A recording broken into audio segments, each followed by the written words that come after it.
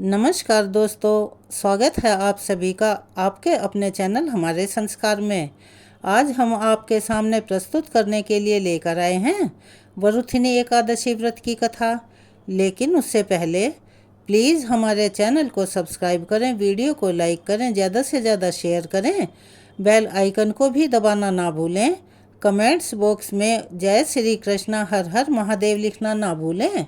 आपका यह सहयोग हमारी बहुत बड़ी मदद करता है। आपको बहुत कम समय लगता है, इसीलिए प्लीज़ अपना सहयोग और प्यार हमें प्रदान करते रहें। जैसा कि सभी जानते हैं, हिंदू धर्म में और हमारे सनातन धर्म के अनुसार साल भर में 24 एकादशियाँ आती हैं।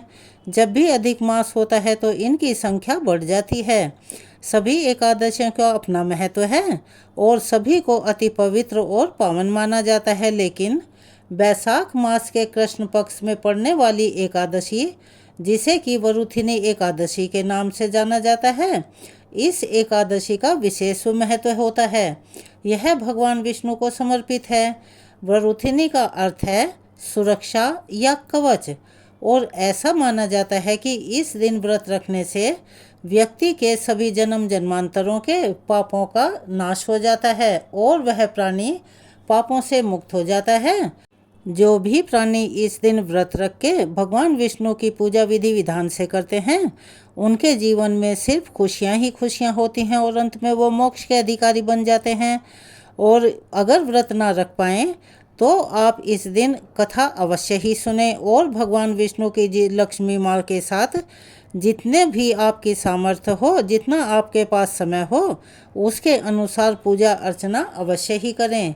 हमारे वेद शास्त्रों के अनुसार गणेश भगवान को प्रथम पूजनीय माना जाता है और उन्हें विघ्नहर्ता, संकट हरने वाले भगवान के नाम से भी जाना जाता है। किसी भी शुभ काम को शुरू करने से पहले, जैसे कि हवन पूजा इत्यादि, या कोई भी नया काम शुरू करने से पहले भगवान गणेश को याद किया जाता है, अर्थात उनकी वंदना की जाती है। तो चलिए आज हम आपको शुरू में सुनाने जा रहे हैं भगवान गणेश जी की एक पौराणिक कथा। लेकिन जैसा कि हम सभी जानते हैं, एकादशी का अपना अलग महत्व होता है और वरुथिनी एकादशी को तो खास माना जाता है। कहा जाता है कि इस व्रत को करने से व्यक्ति के सारे सभी प्रकार के दुख और कष्ट दूर हो जाते हैं। लेकिन किसी भी व्रत को रखने से पहले या उसकी कथा सुनने से पहले भगवान गणेश जी की कहानी पढ़ना बिल्कुल भी ना भूलें। ऐसी मान्यता है कि गणेश जी की कहानी किसी भी व्रत में पढ़ने से उस व्रत का संपूर्ण फल प्राप्त होता है। अब हम आपको सुनाने जा रहे हैं गणेश जी की एक पौराणिक कहानी, जो कि बहुत ही प्रचलित है। एक समय की बात है, एक बुढ़िया माई थी। वो मिट्टी के गणेश जी की रोज बनाकर पूजा किया करती थी। वो मिट्टी के गणेश जी को रोज बनाए, रोज गल जाएं। उसके घर के सामने एक सेठ का मकान बन रहा था। वो मकान बनाने वाले कारीगरों से बोली कि बेटा, मेरे लिए एक पत्थर के गणेश बना दो, यानी कि सीमेंट के गणेश बना दो। तब मिस्त्री ने जवाब दिया, जितनी देर में हम तेरे पत्थर के गणेश घड़ेंगे, उतनी देर में तो हम अपनी दीवार ही ना छीन लेंगे। तब उसकी बात सुनकर बुढ़िया को बहुत गुस्सा आया। तब वो बोली कि भगवान करे तुम्हारी दीवार टेढ़ी हो जाए। बुढ़िया का ऐसा कहना था कि उसके ऐसा कहते ही उनकी दीवार टेढ़ी हो गई। उन्होंने बहुत कोशिश की कि किसी तरह से दीवार को सीधा कर लिया जाए, लेकिन वो जितनी बार भी दीवार छीनते, उतनी ही बार वो दीवार टेढ़ी हो जाती। इस तरह काम करते करते उन्हें शाम हो गई। शाम ढलने के बाद उन्हें चिंता हुई कि सेठ आएगा और पूछेगा कि आज तुमने क्या किया। वो ऐसा सोच ही रहे थे कि सेठ जी आ गए और उन्होंने उनसे गुस्सा होकर कहा कि आज तुमने सारा दिन क्या काम किया? कुछ भी नहीं किया। तब कारीगरों ने बताया कि सेठ जी, एक बुढ़िया माई आई थी। वो कह रही थी मेरे पत्थर का गणेश बना दो। हमने नहीं बनाया, मना कर दिया। तो उस बुढ़िया माई ने गुस्सा होकर कहा कि तुम्हारी दीवार सीधी से टेढ़ी हो जाए, और तब से यह दीवार सीधी ही नहीं बन रही है। हमने बहुत कोशिश कर ली। सेठ जी ने उस बुढ़िया को बुलवाया, हाथ जोड़कर कहा कि माई, हम तेरा मिट्टी की जगह, पत्थर की जगह एक सोने का गणेश जी गढ़वा कर दे देंगे, लेकिन तुम अपना श्राप वापस ले लो। तब बुढ़िया माई प्रसन्न हो गई और उसने अपना श्राप वापस ले लिया। बुढ़िया माई के श्राप वापस लेते ही उनकी दीवार सीधी हो गई। हे गणेश भगवान, जैसी कृपा आपने बुढ़िया माई पर करी वैसी सब पर करना, और जैसी उन कारीगरों को सजा दी वैसी किसी को मत देना। तो चलिए एक बार प्यार से बोलिए गणेश भगवान की जय। आइए अब हम सब मिलकर सुनते हैं वरुथनी एकादशी की व्रत कथा। महाराज युधिष्ठिर ने श्री कृष्ण से कहा, हे भगवान, आप मुझे कोई ऐसा व्रत का विधि विधान बतलाइए जिससे कि पुण्य मिले। तब भगवान कृष्ण ने कहा, हे राजेश्वर, ऐसे व्रत का नाम बैसाख मास की वरुथनी एकादशी है। यह सौभाग्य देने वाली और सभी पापों का नाश करने वाली है। इस एकादशी पर व्रत करने से 10,000 सालों तक तपस्या करने के बराबर फल मिलता है। जो फल सूर्य ग्रहण के समय 1,00,000 भार स्वर्ण के दान करने से मिलता है, वह फल मात्र वरुथनी एकादशी के व्रत करने से मिल जाता है। और हमारे वेद शास्त्रों में ऐसा वर्णित है। ऐसा माना जाता है कि हाथी का दान करने से, घोड़े का दान करने से, सोने का दान करने से और अन्न का दान करने से, जबकि हमारे वेद शास्त्रों में अन्न दान को महादान बताया गया है और कहा जाता है कि उसके बराबर कोई भी दान श्रेष्ठ नहीं माना जाता है।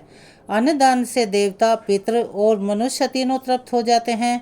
इस एकादशी पर कन्यादान और अन्नदान दोनों के योग के बराबर फल मिलता है। जो लोग लोभ के वश में होकर कन्या का धन लेते हैं, उन्हें अगले जन्म में बिलाव का जन्म मिलता है। जो मनुष्य कन्या दान करते हैं, उनके पुण्य तो चित्रगुप्त भी ना लिख पाते हैं और ना ही वर्णन कर पाते हैं। इस दिन कांसे के बर्तन में भोजन, मांस खाना, मसूर की दाल खाना, चना, कोदों, शाक, मधु, दूसरे का अन्न, संभोग और दूसरी बार भोजन नहीं करना चाहिए। प्राचीन समय में नर्मदा नदी के किनारे मानधाता नाम के एक राजा रहा करते थे, जो कि बहुत दानवीर और तपस्वी थे, और उनमें धर्म के प्रति आस्था तो कूट कूट कर भरी हुई थी। राजा का धर्म निभाने के साथ साथ ही वह जब तब भी बहुत अधिक किया करते थे और उसके साथ ही अपनी प्रजा के प्रति दया भाव रखते थे। अपनी प्रजा का अपने पुत्र की तरह ध्यान रखते थे। एक बार वे तपस्या कर रहे थे, यानी कि वे समाधि में लीन थे। तभी वहां पर एक भालू आया और उनका पैर खा लिया और राजा को जंगल की ओर खींच कर ले गया। तब राजा को जब कुछ रास्ता नहीं दिखाई दिया, उन्होंने विष्णु भगवान से प्रार्थना की और अपने भक्त की पुकार सुनकर वहां पर विष्णु भगवान तत्काल पहुंच गए और अपने सुदर्शन चक्र से भालू का खात्मा कर दिया, यानी उसको मार डाला। राजा का पैर भालू ने नोचकर खा लिया था। इस बात का राजा को बहुत दुख था। राजा को दुखी देखकर विष्णु भगवान ने कहा कि राजन, परेशान मत हो। भालू ने जो तुम्हारा पैर काट लिया है, यानी कि खा लिया है, वह तुम्हारे पूर्व जन्म का पाप था, जिसकी सजा तुम्हें इस जन्म में भुगतनी पड़ी। राजा ने इससे मुक्ति पाने के लिए भगवान से इसका उपाय पूछा। तब भगवान विष्णु ने कहा कि राजन, तुम मेरी वाराह अवतार मूर्ति की पूजा करो और वरुथनी एकादशी का व्रत धारण करो। इससे तुम्हारे सभी पाप कट जाएंगे और व्रत के प्रभाव से दोबारा अंगों वाले हो जाओगे, यानी कि तुम्हारा पैर ठीक हो जाएगा। इसके बाद राजा ने वरुथनी एकादशी का व्रत विधि विधान से किया और उन्होंने खूब दान पुण्य किया। इसके प्रभाव से उनका पैर फिर से सही हो गया। तो ऐसी है वरुथनी एकादशी की महिमा। जो भी प्राणी इसका व्रत और पूजा पाठ मन से करते हैं, भक्ति भाव से करते हैं, उन्हें अपने जीवन में कभी भी कष्टों और समस्याओं का सामना नहीं करना पड़ता। तो चलिए एक बार मेरे साथ प्यार से बोलिए, ओम नमो भगवते वासुदेवाय नमः। श्री विष्णु भगवान की जय। अब हम आपको सुना रहे हैं एक और पौराणिक कथा, जो एक बूढ़ी माँ की कथा है। एक बूढ़ी माँ ने एक बार एकादशी का व्रत रखा। बड़े ही भाव भक्ति से पूजा अर्चना की। उन्हें वृद्धा अवस्था में भला क्या जरूरत थी। वे तो अपने पुत्र पौत्रों की सुख सुविधा के लिए और उनके धन संपदा के लिए व्रत रखने लगी थी। वे दिन भर में तो गर्मी को सहन कर गई और अपनी प्यास को रोके रही। दिन में पूजा पाठ किया, कथा सुनी और पंडित जी को मिट्टी के पात्र में भरकर पानी और ऋतु फलदान में दिए। दोनों भर भर कर बूरा वितरण किया, यानी कि शक्कर दी। उन्हें गर्मी के कारण बहुत बेचैनी हो रही थी। इस कारण से बड़ी देर तक पानी में पड़ी रही और पानी से कुल्ला करती रही। ना जाने कितनी बार मुंह धोया, तब कहीं जाकर उन्हें थोड़ा बहुत आराम मिला। धूप तो तेज पड़ ही रही थी, क्योंकि गर्मी का मौसम था। इस कारण बार बार उनका मुंह सूख रहा था। बूढ़ी माँ बहुत बेचैन हो रही थी। एक तो बुढ़ापा और दूसरे ऊपर से ये भयंकर गर्मी। वृद्धावस्था की स्थिति तो कुछ दूसरी ही प्रकार की होती है। जैसे तैसे उन्होंने हिम्मत करके रो धोकर दिन तो काट लिया। अब पहाड़ सी रात उनके सामने थी और वो सोच रही थी कि यह रात कैसे कटेगी। उसका कटना बड़ा ही कठिन दिखाई दे रहा था। चारपाई पर पड़े पड़े भी शांति नहीं मिल पा रही थी। वे बार बार इधर से उधर करवट बदल रही थी। अनेक बार वे बाहर जाती और भीतर आती। इसी तरह से वे बहुत परेशान हो रही थी। उन्हें घर के अंदर भी शांति नहीं थी और बाहर जाकर भी चैन नहीं मिल रहा था। वे पड़ी पड़ी एकादशी माता का स्मरण करती रही और कहती रही, हे माता, आप मेरी लाज रखिएगा। आप ही मुझे शक्ति दीजिए जिससे मैं भली भांति आपका व्रत कर सकूं और ये पहाड़ सी रात शांतिपूर्वक बीत जाए। प्यास के कारण बूढ़ी माँ की बेचैनी तो बढ़ती ही जा रही थी। उन्होंने धैर्य रखने का बहुत ही प्रयत्न किया, किंतु उनकी सहनशीलता की सीमा टूट गई और वे परेशान हो गई और वे एकदम से घबराकर चिल्ला पड़ी। बोली कि बचाओ बचाओ बचाओ। अम्मा का ऐसा चिल्लाना सुनकर परिवार भर के नर नारी, बच्चे और यहाँ तक कि पड़ोसी भी वहाँ पर इकट्ठा हो गए। बूढ़ी अम्मा की चारपाई के समीप सब इधर उधर से घेर कर खड़े हो गए और सब ने पूछा कि माँ, आपको क्या हो गया है? आप क्यों चिल्ला रही हैं? आप इस वृद्धावस्था में ये कठिन व्रत क्यों कर रही हैं? अम्मा, शक्ति से ही भक्ति होती है। थोड़ी ही देर में वे फिर से बोली कि अरे, मेरे तो प्राण निकले जा रहे हैं और तुम सब लोग बातें बना रहे हो। मेरी छाती पर ठंडे पानी का घड़ा रख दो। तब उनके नाती पोतियों ने दादी की छाती पर ठंडे पानी का घड़ा रख दिया।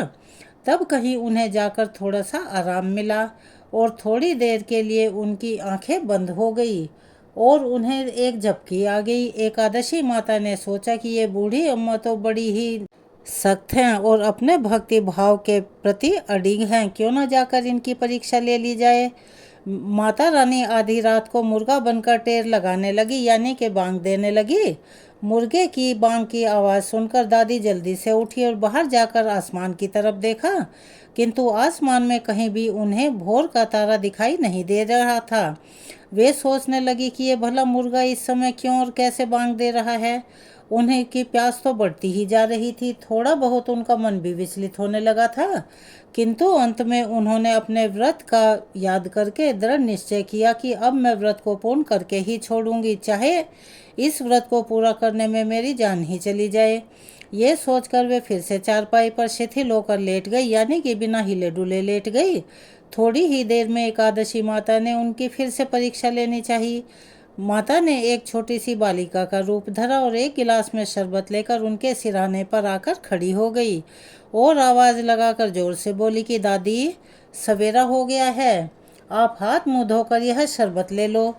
पहले तो शरबत का गिलास देखकर बूढ़ी माँ के मन में लालच आ गया, किंतु अचानक उन्हें अपने व्रत की याद हो आई और उन्होंने सोचा कि मैं किसी भी प्रकार से शरबत नहीं पीऊँगी और वे फिर शांतिपूर्वक अपनी खटिया पर लेट गई।